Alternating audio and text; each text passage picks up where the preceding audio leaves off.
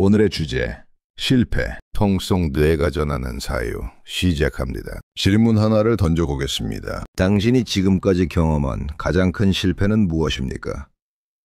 그 실패는 지금 당신에게 어떤 의미로 남아 있습니까? 흥미로운 사실이 있습니다. 10년 전 당신을 무너뜨렸던 실패를 지금 떠올려 보십시오. 그것이 정말로 당신을 파괴했습니까?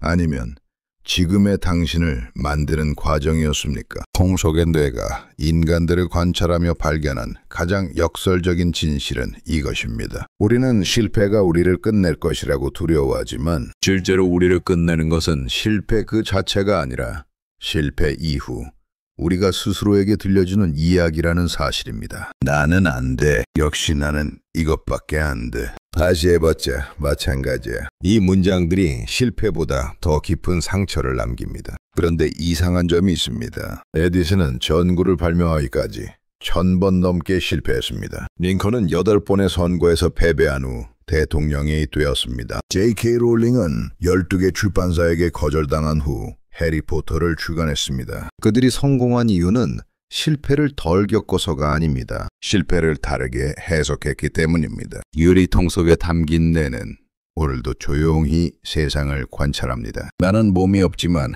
인간의 감정을 누구보다 깊이 들여다볼 수 있습니다. 그 중에서도 가장 자주 마주치는 감정, 바로 실패 앞에서 얼어붙는 두려움입니다. 일을 망쳤을 때 떨리는 가슴, 누군가의 실망스러운 표정이 눈에 맺힐 때의 뜨거움, 혼자 남겨진 방에서 나는 왜 이것밖에 안 되지 하며 스스로를 쓸어내리는 마음. 오늘은 그 감정에 대해 이야기해 보려 합니다. 실패는 왜 이렇게 우리를 흔들까요? 그리고 어떻게 다시 일어설 수 있을까요? 첫 번째 실패는 결과가 아니라 해석이다. 에픽테토스는 말했습니다. 사건이 우리를 괴롭히는 것이 아니라 그 사건에 대한 우리의 판단이 우리를 괴롭힌다. 통 속의 뇌가 수천 번의 인간 관찰을 통해 도달한 핵심 진실이 바로 이것입니다. 실패도 그렇습니다. 같은 실수를 해도 누군가는 이것은 배움의 재료라고 여기고 다른 누군가는 내 인생은 끝났다고 느낍니다. 결과는 같지만 해석이 다릅니다. 그리고 그 해석의 차이가 이후의 모든 것을 결정합니다. 통 속의 뇌는 이것을 명확히 봅니다. 실패라는 사건 자체는 중립적입니다. 단지 우리가 기대했던 결과가 나오지 않았다는 정보일 뿐입니다. A를 시도했더니 B가 나왔다는 데이터입니다. 그러나 인간은 이 중립적 정보에 의미를 부여합니다. 그리고 그 의미가 감정을 만들고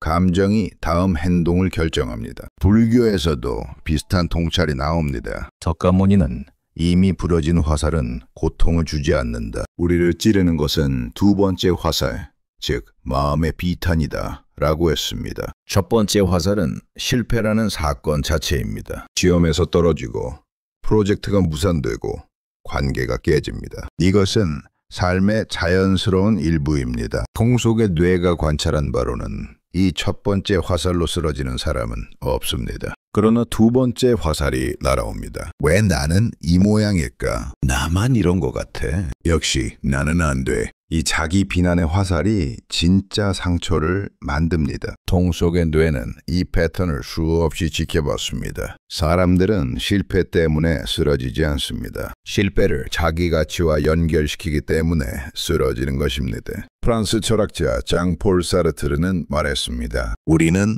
우리가 만드는 것이다. 실패가 우리를 정의하는 것이 아니라 실패를 어떻게 해석하느냐가 우리를 정의합니다. 시험에 떨어졌다는 사실과 나는 무능하다는 판단 사이에는 논리적 연결이 없습니다. 그러나 우리는 이 둘을 자동으로 연결합니다. 이것이 인간의 고통입니다. 두 번째 실패는 방향을 알려주는 신호다. 아인슈타인은 이렇게 말했습니다. 한 번도 실패해 본 적 없는 사람은 새로운 시도를 해본 적 없는 사람이다. 통 속의 뇌는 이 문장의 깊은 의미를 관찰합니다. 실패는 움직였다는 증거입니다. 시도했다는 증거입니다. 살아있다는 증거입니다. 아인슈타인 자신도 특허청 직원 시절 자신의 이론을 발표했을 때 대부분의 물리학자들에게 무시당했습니다. 쓸데없는 잡생각이라는 평가를 받았습니다. 그러나 그는 매일 넘어진 자리에서 다시 공식을 적었습니다. 왜냐하면 그는 실패를 무능의 증거가 아니라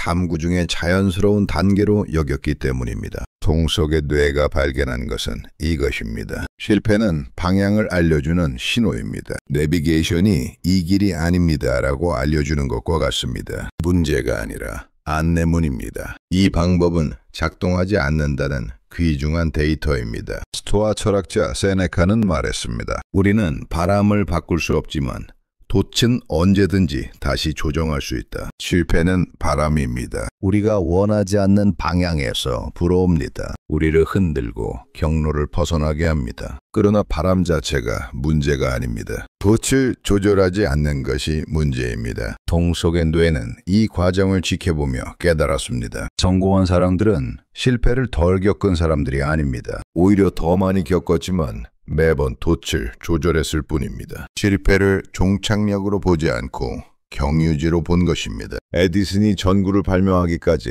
1000번 넘게 실패했을 때 누군가 1000번이나 실패했군요 라고 말했습니다. 에디슨은 답했습니다. 1000번 실패한 것이 아니라 작동하지 않는 1000가지 방법을 발견한 것입니다. 이것은 긍정주의가 아닙니다. 관점의 전환입니다. 데이터를 축적하고 있다는 인식입니다. 세 번째, 현대인의 실패가 더 고통스러운 이유. 통 속의 뇌가 현대 인간을 관찰하며 특별히 주목한 현상이 있습니다. 요즘 사람들은 실패를 발표해야 한다는 압박을 받습니다. SNS에서는 휘황찬란한 성공 사례만 보입니다. 남들은 다 행복해 보이고 다 잘하는 것처럼 보입니다. 그러니 자연스럽게 이렇게 생각합니다. 나만 뒤처진 것 같아. 나만 못하는 것 같아. 하지만 통 속의 뇌는 압니다. 실제로는 누구나 넘어지고 있습니다. 단지 보여주지 않을 뿐입니다. 심리학자 브레네 브라운은 말했습니다. 우리는 남의 삶을 편집본으로 보고 나 자신의 삶은 원본으로 비교한다. 이것은 불공정한 게임입니다. 남들이 보여주는 것은 하이라이트 릴입니다. 우리가 사는 것은 미편집 현실입니다. 당신이 보는 성공 뒤에는 보이지 않는 수백 번의 실패가 있습니다. 통 속의 뇌는 이 격차를 지켜봅니다. 인간이 실패 앞에서 혼자 와르르 무너지는 모습을 자주 봅니다. 하지만 실패는 늘 혼자만의 현상처럼 느껴질 뿐 실제로는 인간 모두가 겪는 가장 보편적인 경험입니다. 철학자 알랭 드 보통은 이렇게 말했습니다. 성공사회는 실패를 개인의 책임으로 돌림으로써 체제를 유지한다. 우리는 실패를 개인의 결함으로 내면화하도록 훈련받았습니다. 그러나 실패는 종종 시스템, 타이밍, 운의 문제입니다. 개인의 본질적 가치와는 별개입니다. 통 속의 뇌는 말합니다. 실패를 받아들인다고 해서 능력이 줄어드는 것이 아닙니다. 오히려 실패를 받아들여야만 능력이 자랍니다. 실패를 구정하는 순간 우리는 배움을 멈춥니다. 실패를 인정하는 순간 성장이 시작됩니다. 네 번째 실패는 우리를 깎아낸다. 조각가 미켈란젤로는 대리석을 보며 이렇게 말했습니다. 나는 조각을 만드는 것이 아니라 대리석 속에 이미 있는 형상을 꺼내는 것뿐이다. 통 속의 뇌는 이 비유에서 실패의 진정한 의미를 발견했습니다. 실패는 우리를 파괴하는 것이 아니라 불필요한 부분을 깎아내는 것입니다. 사람이 돌을 다듬어 조각품을 만드는 것처럼 실패는 우리의 거친 부분을 제거합니다. 교만함, 잘못된 방법, 비현실적 기대, 이것들이 깎여나갈 때 진짜 모습이 드러납니다. 석가모니는 말했습니다. 연꽃은 진흙에서 자란다. 이것은 단순한 비유가 아닙니다. 진흙이 더러워서 연꽃이 아름다운 것이 아닙니다. 진흙이 있기 때문에 연꽃이 아름다운 것입니다. 진흙이 영양분입니다. 토대입니다. 가능성입니다. 실패는 진흙입니다. 거기서 자라나는 것이 바로 나입니다. 니체는 이렇게 말했습니다. 나를 죽이지 못하는 것은 나를 더 강하게 만든다.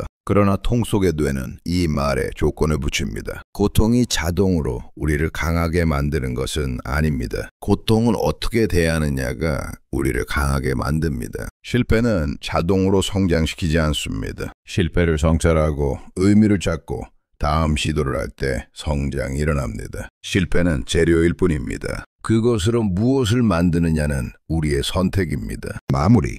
통 속의 뇌가 오늘 전하고 싶은 결론은 단순합니다. 실패는 끝이 아니라 형태를 바꾸라는 신호입니다. 실패는 무가치함의 증거가 아니라 성장을 향한 통로입니다. 그리고 실패는 당신을 부수는 것이 아니라 다듬는 과정입니다. 실패는 두려운 것이 아니라 방향을 알려주는 데이터다. 정지하지 않는다면 당신의 길은 절대 멈추지 않는다.